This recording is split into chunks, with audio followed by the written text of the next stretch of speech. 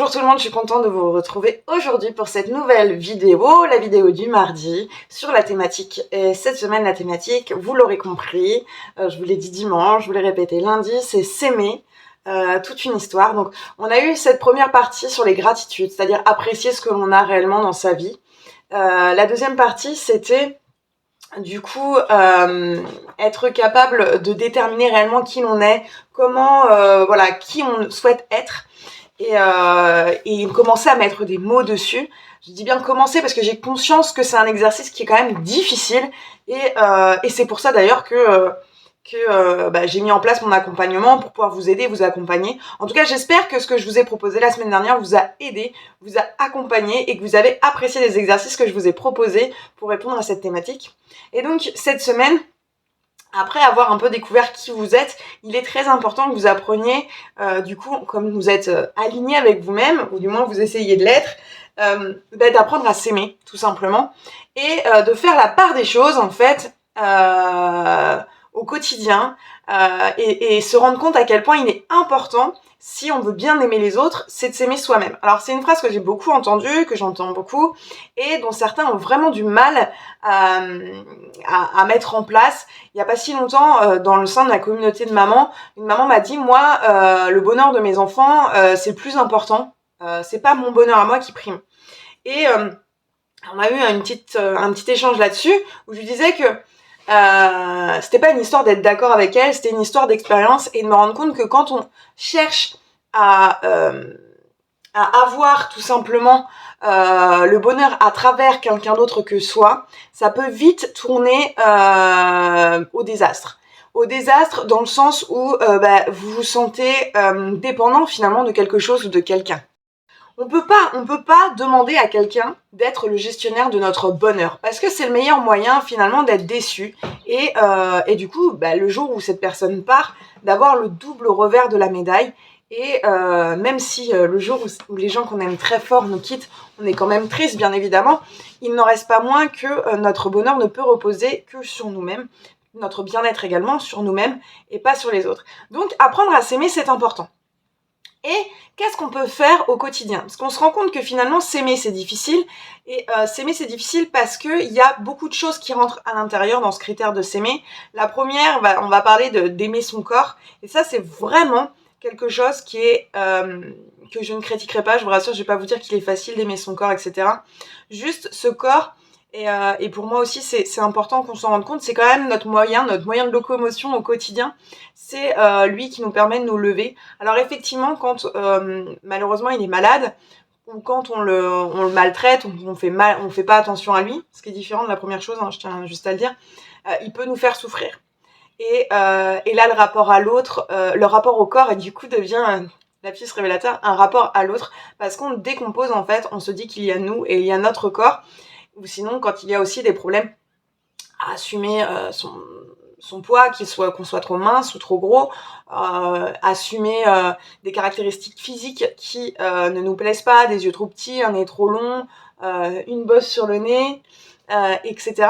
C'est des choses qui vont nous faire nous détacher psychologiquement de notre corporel et ne pas l'aimer.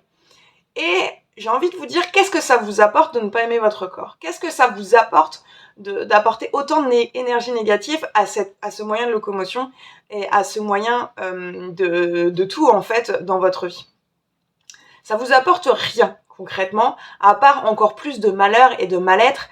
Donc je sais que certains trouveront assez simpliste toujours ce que je dis, mais essayez, ne serait-ce que quelques heures, ne serait-ce que quelques jours, ne serait-ce que quelques semaines, et vous aurez compris, ne serait-ce que quelques mois, d'apprendre à le connaître et à l'aimer. J'ai parlé avec un nutritionniste il n'y a pas si longtemps qui me disait la première raison pour laquelle les gens ne perdent pas du poids, c'est que justement ils ont un rapport avec leur corps qui est tellement compliqué que l'assimilation des informations au niveau du cerveau ne se font pas correctement, et ainsi l'élimination n'a pas lieu. Alors, j'ai également vu un coach sportif qui m'a dit, pour perdre du poids, c'est pas difficile, faut éliminer plus de calories qu'on en consomme dans la journée. Alors, c'est un peu plus condensé que ça, mais c'est pour vous expliquer. Donc quand on fait le lien entre tout ça, je vois pas le mot régime en fait là-dedans. Je vois pas le mot sport extrême là-dedans. Je vois pas non plus les insultes envers soi-même là-dedans. Si vous aimez pas votre corps, et là je parle d'un aspect physique, la première chose, c'est de commencer à bien le traiter. Parce que faut pas vous attendre à ce que lui réponde de façon positive.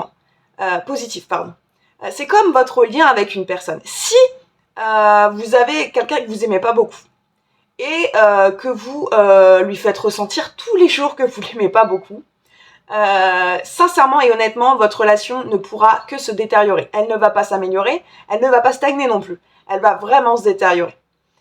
Alors, même si vous appréciez pas cette personne, imaginons tout simplement que, au lieu de la détester, vous commencez à faire quelque chose de simple, c'est de l'ignorer. Dans ces cas-là, votre relation ne s'améliorera pas, c'est certain, mais elle ne se détériorera pas. Elle stagnera un peu. Et peut-être qu'une fois que vous arriverez à ignorer cette personne, vous pourrez, dans un second temps, parce que vous donnerez peut-être l'accès de déjà ne pas concentrer votre attention dessus, premièrement, et la deuxième chose, peut-être au bout d'un certain temps, de voir cette personne d'une façon différente. Et ainsi, changer votre comportement avec elle, naturellement, et s'ouvrir, et ce qui donnera du coup, si on s'ouvre et qu'on donne du positif, faire évoluer votre relation dans le bon sens. Mais pour moi, avec votre corps, c'est la même chose. Je compare ça, je fais une métaphore comme si votre corps était une personne et votre psychologique une autre personne. Mais si, dans un premier temps, on commence un travail tout simplement en étant dans une indifférence pour avancer doucement et sûrement vers une reconnaissance, c'est peut-être la première chose qui vous permettra d'aimer votre corps et de l'accepter tel qu'il est, ou de le faire progresser, ou de le faire avancer. Parce que des fois, quand on aime très fort quelqu'un, on a envie de le faire progresser, de le faire avancer. Et c'est la même chose avec votre corps. Vous vous sentez pas bien, vous souhaitez par exemple prendre du poids ou perdre du poids, il est plus simple que ça fonctionne si vous êtes en accord et en harmonie avec lui, plutôt que si vous êtes en désaccord et que vous lui demandez toujours quelque chose, mais qu'à côté, vous êtes désagréable. Alors, bien évidemment, s'aimer, ça passe pas que par le physique. S'aimer, c'est aussi s'aimer intérieurement. Et là aussi, ça a ces petites complications, ces difficultés. On peut avoir cette sensation, on a déjà abordé la semaine dernière, comment faire pour être la personne que l'on souhaite être. Parce que finalement, c'est là le problème. C'est qu'on se laisse un peu déterminer par notre éducation, comme j'ai dit la semaine dernière, par notre entourage, pour savoir un peu qui l'on est. Alors que c'est dommage, finalement, on peut être tout simplement la personne que l'on veut quand on y travaille, quand on s'y engage et quand on va dans la voie qui nous intéresse tout simplement. Mais pour ça, il faut également que vous vous donniez cette importance et cet amour parce que votre psychologique, tout comme votre corps, a besoin de vous sentir en harmonie avec lui, a besoin de se sentir accepté. On dit souvent durant les séances de méditation que quand des pensées viennent, il faut les repousser. Et vous remarquerez que dans ces séances, on vous dit toujours de les repousser, mais de les accompagner, tout simplement. Pas de les repousser violemment en disant non, j'ai pas envie de t'entendre, toi, liste de courses, non, je n'ai pas envie de t'entendre, toi, problème financier. Non, non. Il faut que ces pensées qui surgissent et qui peuvent vous bloquer psychologiquement, vous les accompagnez et que vous les transformiez. Et là aussi, c'est quelque chose qui peut se faire et qui s'apprend au fur et à mesure. Vous pouvez le faire grâce aux exercices que je vais vous proposer cette semaine ou dans les semaines qui vont suivre. Mais en tout cas, ne vous laissez pas croire que vous êtes obligé de crouler sous le poids de vos pensées et du coup de ne plus aimer être qui vous êtes parce que vous êtes débordé par ces pensées. Ces pensées, c'est vous, soit.